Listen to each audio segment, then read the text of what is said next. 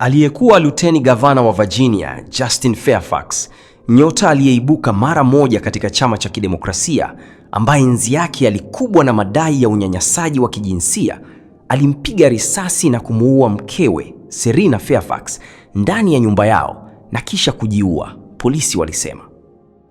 Watoto wawili wa vijana wa wanandoa hao walikuwa ndani ya nyumba wakati baba yao akifyatua risasi na kumuua mama yao. Mkuu wa polisi wa kaunti ya Fairfax, Kevin Davis, alisema polisi wa kaunti ya Fairfax walifika nyumbani kwa Justin, gavana wa zamani huko Annandale, Virginia, muda mfupi saa 6 usiku Alhamisi, ambapo walipata mwanamume na mwanamke wamekufa ndani, polisi walisema mapema.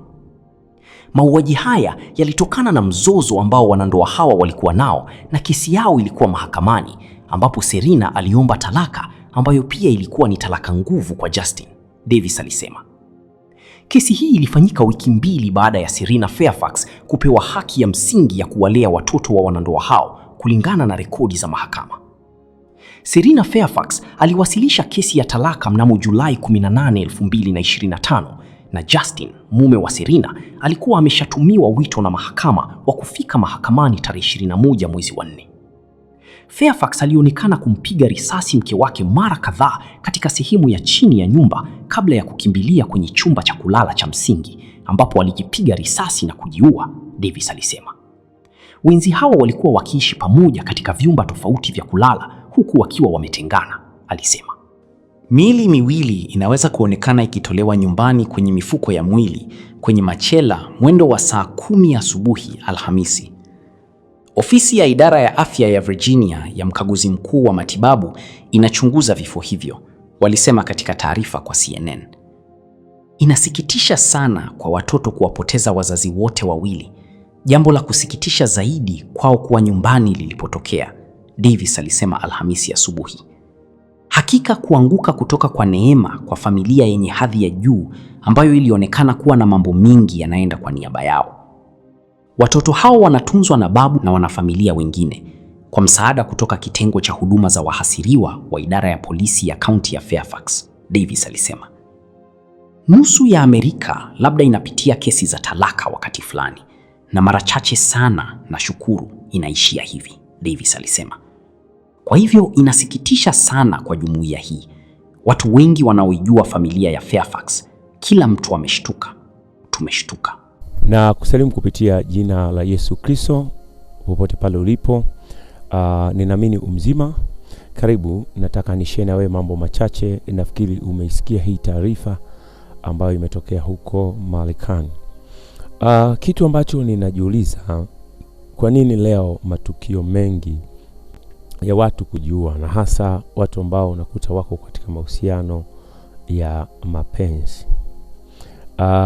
Tunaona tukio hili, hawa ni wanandoa ambao almost wamedumu kwa miaka 20 katika ndoa na wamefanikiwa kupata watoto wawili, lakini pia ni familia ambayo kiukweli familia ambayo baba na mama walikuwa ni wasomi, lakini pia ni familia ambayo tayari familia hii ilikuwa ina neema fulani kwa sababu ya nafasi ambayo baba wa familia aliwahi kuipata.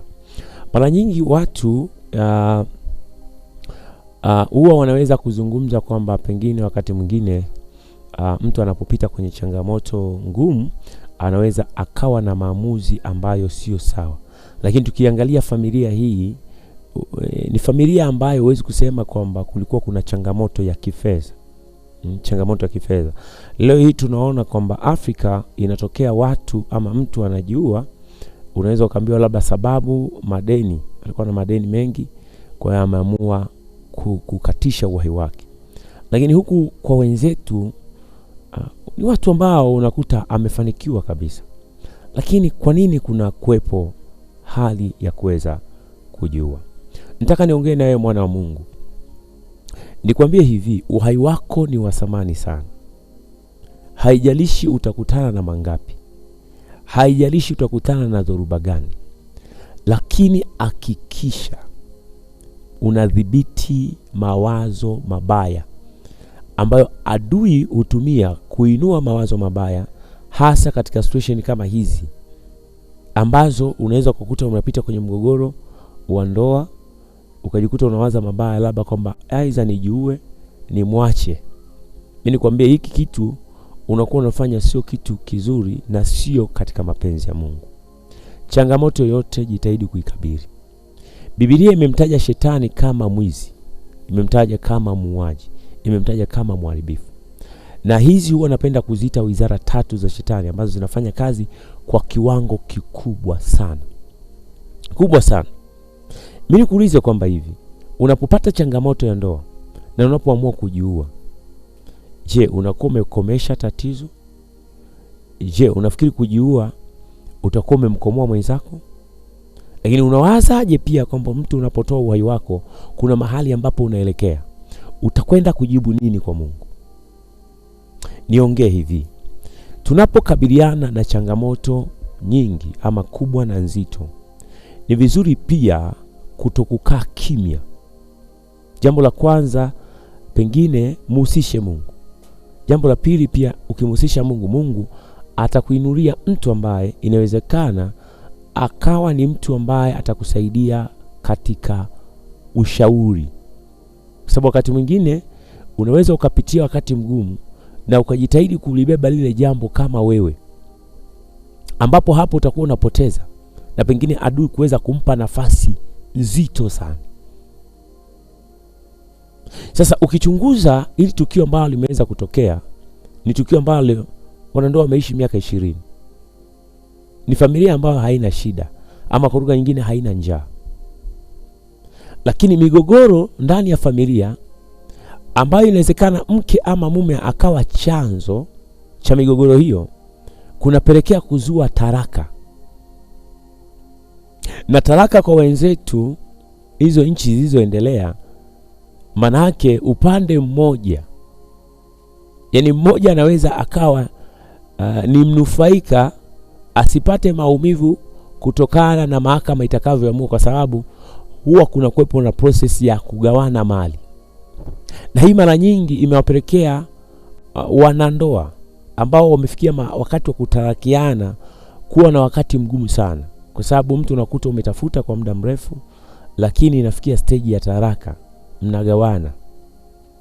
Manake kuna upande mmoja ambao utachukua kiasi kikubwa cha fedha, na yule mwingine ambaye anabaki anaweza kujikuta kwamba ana kiwango kidogo cha fedha, ambapo wakati mwingine maisha yanaweza kawa na ugumu sana. Sasa mimi niombe wanandoa, shetani tangu mwanzo hajawahi kuwa na huruma na mwanadamu, hajawahi kuwa na huruma kwenye taasisi hii ya ndoa. Mara nyingi hutaka kuseparate, na ndio maana tukiangalia kwa Adam, Mungu anamuuliza uko wapi? Anasema nimeificha. Kwa nini umejificha? Niko uchi. Na alikwambia uko uchi, umekula matunda ambayo nilikuagiza usiyale. Anasema huyo mwanamke. Manake hapa tayari unaanza kuona kulikuwa kuna mgogoro kati ya Adam na mke wake, kwamba kama usingekuwa wewe isingefikia hapa tukafukuzwa. Kwa shetani siku zote anawapiga wanandoa kwa kisha mnafikia kiwango cha kuomba talaka. Kama kuna vitu ambavyo pia unatakiwa kuwa unaviombea kwenye maisha yako, ni kisha pia kutokuomba hiyo hali ya kuachana isiwepo katikati yenu. Wasilika wakubwa wanakuwa watoto watu wanapotengana.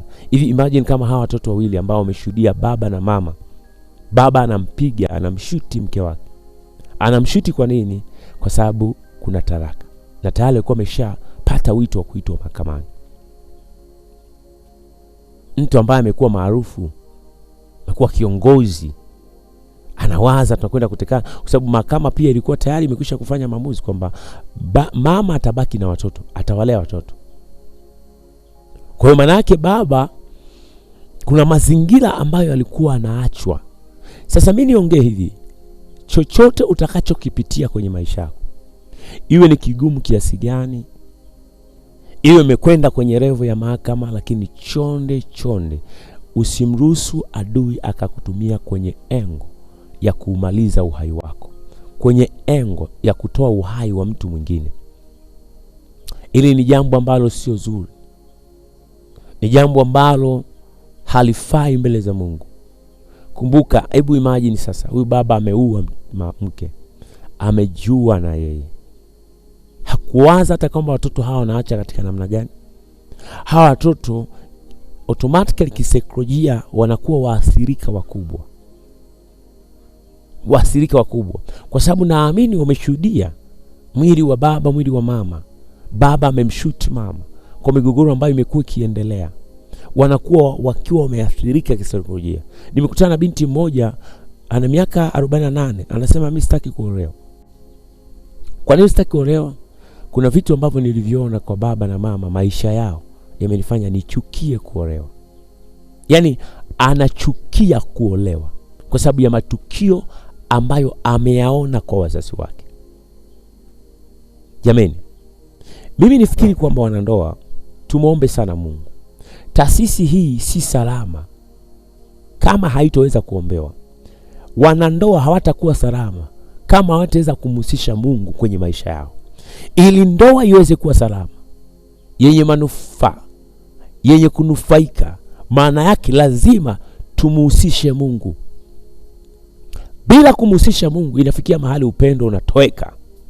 Inafikia mahali unamuona huyu mtu nilikosea tu kuolewa naye. Kwenye hilo eneo. Kwa hiyo huyu akaamua kumshuti mke wake na akajishuti. Tukose vyote. Basi tuache watoto. Haya sio maisha. Na hii ni roho ambayo sasa hivi ukiangalia vyombo vya habari, ukicha chombo hiki kimeripoti hivi, chombo hiki kimeripoti hivi, unajiuliza kuna kitu gani kinachoendelea? Yaani kuna roho ya mauaji inayoendelea kwa wanandoa. Inatenda kazi kwa kiwango kikubwa sana. Nikusimwa na Mungu unanifuatilia wakati una majira haya. Nikusi tena chonde. Hebu mpe Mungu nafasi kwenye maisha yako. Mungu anapochukua nafasi kwenye maisha yetu, tunakuwa hatuna mawazo yaliyo mabaya. Sasa mazingira ya taraka, mazingira ya kudivorce yamepelekea kuwa na msongo wa mawazo. Walikuwa wanaishi kwenye nyumba moja, amini umesikia, lakini vyumba wamegawana, na leo wako wanandoa walio wengi wanaishi vyumba tofauti. Kila mmoja na chumba chake. Kila mmoja. Hii ni hatari na kitu ambacho cha kujifunza pia kwetu sisi tuliobaki. Unajua wakati mwingine tukio linapotokea tuna vitu vya kujifunza. Wako ndugu zetu ambao wako kwenye dilemma situation. Ingawa wanatoka nyumba moja, lakini ni watu waliotengana zamani. Hawalali pamoja, hawaongei, lakini wako nyumba moja. Kila mmoja na chumba chake cha kulala. Na anaishi na watoto. Kwanza watoto wanajifunza kitu gani kutoka kwenu? Lakini pia hawa watu wawili ambao tayari wameshakuwa na emotion tofauti, mitazamo tofauti, mmoja hahitaji pengine kuendelea, pengine mwingine anahitaji kuendelea. Manake hali kama hii inawezekana ni wewe unayepitia mwanandoa. Ni hali ambayo unahitaji kumhusisha sana Mungu, kwa sababu hujui serikali ya kichwa cha mwenzako huyo anawaza nini kuhusiana na wewe. Manake unaweza ukashangaa ameingiwa na pepo mchafu. Biblia inasema Yuda alipoingiwa na pepo mchafu ndipo ambapo alipoweza kumuuza Yesu. Pepo anapoingia ndipo ambapo mtu anaweza akachukua silaha na kumshuti mwenzake bila kujali amezaa naye, bila kujali watoto nikiwaacha itakuwaje. Anaamua kushuti. Hii ni hatari sana, zaidi ya maelezo ambayo naweza kuambia. Sio kitu kizuri, ni kitu ambacho naamini ni machukizo mbele za Mungu. Mungu hapendi na hali kama hii ambayo inatokea kwa watu. Lakini pia kwa nini uwe? Kwa nini umuue mwenzako? Na hii inatokana kutokuwa na hofu ya Mungu. Mungu anapokuwa mbali zidi ya wanandoa, chochote kinaweza kutokea. Chochote kinaweza kutokea. Ndio haya ambayo tunayaona leo yametokea. Yametendeka. Kwa nini? Kwa sababu mkono wa Mungu haukuwa juu ya watu hao. Mkono wa Mungu haukuwa juu ya baba. Laiti ingekuwa na hofu ya Mungu asingeweza kufanya hivyo. Na warumia watoto hawa waliobaki. Na warumia. Ukishafikia kiwango cha wewe mwanandoa hawazi juu ya watoto wako, na unaona kwamba kile unachotaka ukifanya nikifanye tu, hufikiri juu yake, panake upo kwenye hatari kubwa sana. kuna kitu tunajifunza. Kunapokuwepo na migogoro kwa wanandoa, inahitajika hekima sana kubwa na Mungu ahusishwe ili kuhakikisha kwamba madhara makubwa yasije yakatokea kama haya ambayo yameweza kutokea. Kwamba hawa watu walikuwa wametofautiana, lakini walikuwa wanaishi nyumba moja, wanatofautiana vyumba vya kulala, na tayari kulikuwa kuna madai ya talaka, kuachana. Unajua kuna wakati mwingine vitu vinatokea hiyo umetokea, umevifanya kwa kuelewa ama kwa kutojua, inafikia mahali mwenzako anasema okay, mimi nataka niachane na wewe, na pengine hauna utayari wa kuachana, na pengine mtu anatengeneza mazingira ya kuomba msamaha kwamba bwana, acha tu tuendelee, maisha tuendelee, nisamehe, lakini mwenzako akawa hayuko tayari. Na wewe pia ambaye unataka kuachwa ama utoe talaka, unasema siko tayari kumwacha mke wangu. Sasa adui anaweza akatumia mlango wa kuona kwamba okay, siyafupishe tu maisha. Watu walio wengi wamefupisha maisha yao. Inaumiza sana na ni jambo ambalo halipendezi. Imagine hawa watoto ambao wameachwa wanakuwa na hiyo picha kwamba baba na mama, baba alifanya hivi. Inaumiza sana. Matukio ni mengi. Tunaona tena hapa nchini kwetu Tanzania, Ashley da huyo mchumba wake umekuja mapumziko, vacation Zanzibar, mvisha pete vizuri, lakini sasa hivi binti hayuko duniani. Alikuwa hai lakini hayuko. Tetesi kwamba inawezekana mchumba wake ndio kafanya hayo mambo. Jamani, tunahitaji sana eneo la mahusiano kumhusisha Mungu. Leo unalala naye huyo unayelala naye, leo unamuita mume wangu, lakini anaweza akageuka akawa Israeli mtoa roho. Leo unamuita mke wangu majina yote mazuri, lakini anaweza akageuka akawa Israeli mtoa roho. Yaani siku moja akatoa roho yako, akaingiwa na mawazo yale akayatimiza. Ndoa inahitaji kuombewa sana, kwa sababu adui anaishambulia sana. Kwenye ndoa ndipo ambapo wanatakiwa kuzaliwa watumishi wa Mungu, mainjinia, madaktari. Ni eneo ambalo Mungu analitazama kwa kiasi kikubwa sana, lakini eneo ambalo wanandoa walio wengi wanashambuliwa kwenye hilo eneo sana sana. Tunahitaji kumuomba Mungu. Na chonde angalia kiwango cha migogoro ambayo wakati mwingine unapopita kwenye hiyo hali. Kuna wakati mwingine mtu anaweza kanapita kwenye hiyo hali mpaka anatishiwa kuuawa, lakini yuko tu,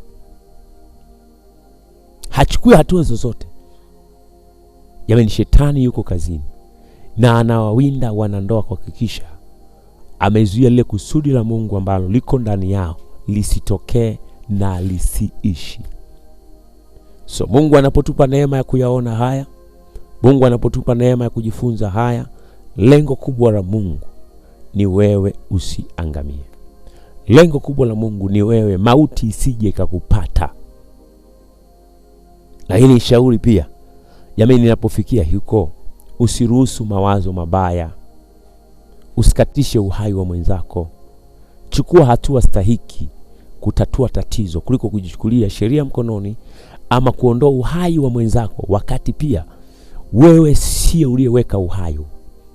Wakati aliyemwekea uhai anataka endelee kuishi, ila wewe unafupisha maisha. Maana wakati mwingine roho ya shetani inakuwa ndani ya mtu, inaopaleti. Sasa usikubali kutumiwa na shetani. Hapa kwa kweli kuna kitu ambacho ninaamini kipo umejifunza, kipo unachokiona. Niwaombe sana enyi wanandoa, niwaombe na niwasisitize. Enyi wachumba, niwaombe, niwasisitize. Hata hapa nchini kwetu matukio yapo. Mwezi uliopita hapa kuna mtu amefia guest, lakini kakutoka katika mazingira ambayo sio mazuri. Lakini pia ni wasi watumishi wa Mungu kwamba hatuna budi kuweza kuomba sana, kwa sababu kuna uvamizi mkubwa kwenye eneo la ndoa. Ndoa ziko hoi za watu wengi. Mashambulizi ni makubwa sana. Adui ambayo anaachia usiku na mchana, anaachia kuhakikisha ameshambulia mwanandoa mmoja. Lakini mkono wa Mungu ni mkubwa. Tunapomhusisha Bwana wa majeshi, Mungu anakwenda kusaidia na Mungu anakwenda kutuvusha. Nataka nikuombee ewe mwanandoa unayepita kwenye changamoto, ndoa ya kwako, chochote cha kwako. Baba, katika jina la Yesu Kristo wa Nazareti, msaidie mama huyu ambaye yamkini anapita kwenye wakati mgumu kwenye eneo la ndoa yake. Baba, ninatamka kila shambulio la kiroho kwa jina la Yesu Kristo kwa wanandoa, roho ya kujimaliza, roho ya taraka, roho ya kujiua, kwa jina la Yesu Kristo, achia, toka ndani ya mwanamke huyu, toka ndani ya mama huyu, na kuapisha kwa damu ya mwanakondoo. Achia maisha kwake, nikitangaza uzima na ushindi katika jina la Kristo.